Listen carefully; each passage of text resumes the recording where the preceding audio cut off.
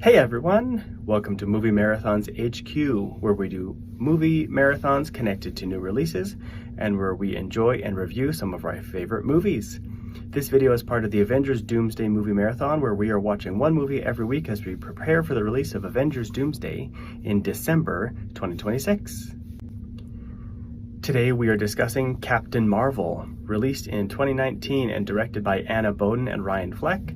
This is the first female solo hero movie featuring Captain Marvel, aka Carol Danvers, in her first adventure. Carol is a warrior in the Kree Star Force with energy-based powers, and she finds herself stranded on Earth trying to prevent an alien invasion, and she discovers that her past isn't what she thought it was.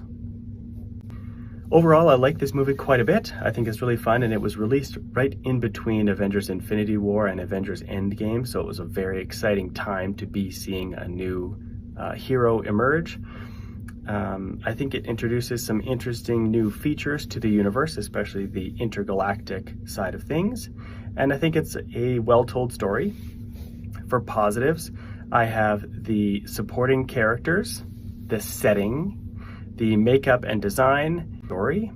For negatives, I have the final fight scene and the characterization of Carol Danvers. Spoilers ahead for Captain Marvel.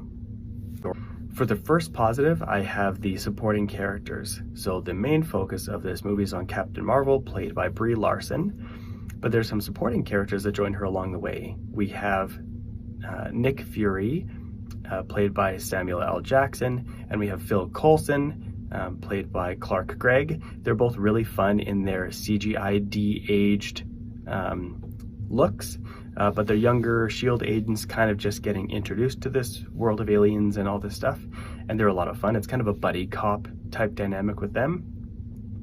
We also have Carol's best friend, Maria Rambeau, played by Lashana Lynch, and she's quite good. She's not in the movie for a whole lot, but she's really good in there.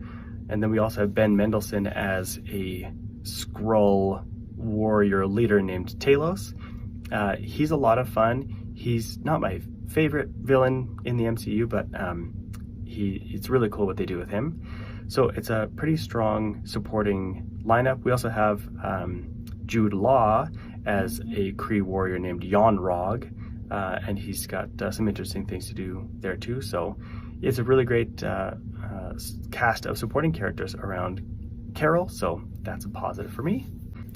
Next is the setting. Captain Marvel is set in the 90s, and it's not just set in the 90s and they move on, it's really set in the 90s, so a lot of the fashion is reminiscent of the 90s, and a lot of the needle drops and music of the movie is from the 90s. I think they really embrace it.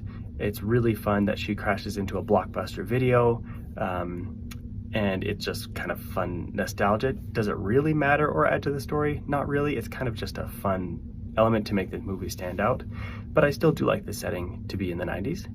Another positive is the makeup and design. So in this movie, there's a race of aliens that's introduced called the Skrulls, and they are shapeshifters. So first off, the CGI of them shapeshifting is quite good. But the makeup and the design of the Skrulls is really great. In the comics, they're just kind of a green, bald, pointy-eared, sharp-toothed, menacing-looking alien species. And that is what they are translated into live action, but they have just some really interesting makeup designs. It looks real, or it looks like these are aliens and this is what they look like, not kind of just like a Hollywood version of an alien. I just think they fit really well. And also I really like the backstory that they give to the Skrulls. In the comics, there's good and bad, but mainly they're just kind of a bad, war-hungry type alien race. In this one, at least this group of Skrulls we're introduced to, they are just refugees on the run from the Kree. And it's a really interesting flip, where we're introduced to the Kree and Carol as this Star Force, these justice warriors throughout the galaxy, when really there's more to it and they're more sinister than they appear. And even the whole Kree civilization with its supreme intelligence is more sinister. So I really like that they did that. It did work for me. Maybe it may not work for some other viewers. But I like how they introduced the Skrulls as villains and sort of redeem them, at least this group. It still leaves space for evil Skrulls in the future, and that's fine. But yeah, really cool design for the Skrulls and makeup and a really cool backstory. So I like that.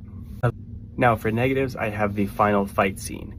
It's really maybe not the final fight scene. There's technically a fight scene at the end where Carol blasts Yon-Rogg, and that's kind of the end of the fight. They set it up as like, no powers, fight me without your powers. And she just uses her powers because she has nothing to prove to him. So I do like that. But the fight scene when they're up on the spaceship in orbit, there's two things I dislike about it. One is it's kind of this elite team of fighters, Kree, Star Force officers or something, and Carol used to be on their team, so they know her and she knows them. There should be high stakes here, but she fights them and it's kind of just like, whatever. And then they line up and they fight her all one at a time. They know what her skill set is. They know that she blasts volcanoes out of her hands, but they still fight her one at a time. I don't get that. They're an elite trained group of warriors and they fight her one at a time. So that's silly. And then this may have worked for other people, but during that fight scene, they play a song called I'm Just a Girl by No Doubt. I know this is my problem, but I don't like No Doubt. I've never liked a single No Doubt song or Gwen Stefani's voice or music. It just doesn't work for me. I just feel like playing a song, I'm Just a Girl, in Marvel's first female solo movie in her final fight scene is just way too on the nose.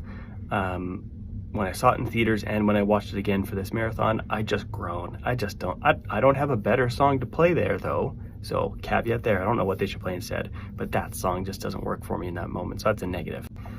And the last negative is the characterization of Captain Marvel.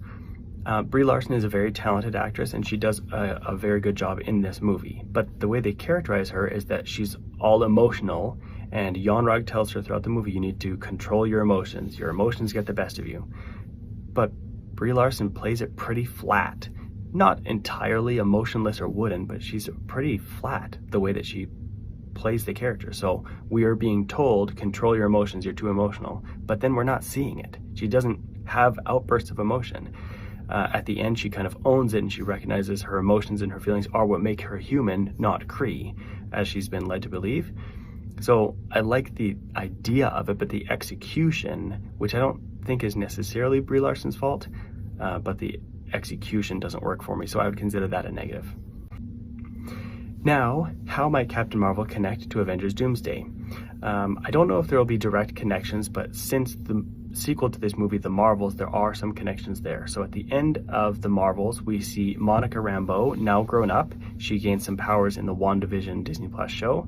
She has been sort of transported to a different universe, which seems to be the X-Men universe. It's not super clear if that's exactly our X-Men universe or not, but something is there because we see Beast, portrayed by Kelsey Grammer, and he's confirmed to be in Doomsday. We also see Lashana Lynch not playing Maria Rambeau, but in the costume of a different X-Men character named Binary, so maybe she's connected. And then Carol Danvers herself, we saw her interact with Katie and Shang-Chi at the end of Shang-Chi and the Legend of the Ten Rings, and Carol seems to know something about the Ten Rings, so there may be a connection there. So we're not confirmed if we'll see them in Doomsday, but I do think there are some connections there. So that's my review of Captain Marvel. What did you think of the movie, and how do you think it may connect to Avengers Doomsday? Make sure to let me know in the comments below. And follow Movie Marathons HQ on Instagram, YouTube, and TikTok, and also on Letterboxd, where you can see all 5 versions of the Avengers Doomsday Movie Marathon, as well as all the other movie marathons we have going on right now. The next movie in this marathon is X-Men. See you at the movies.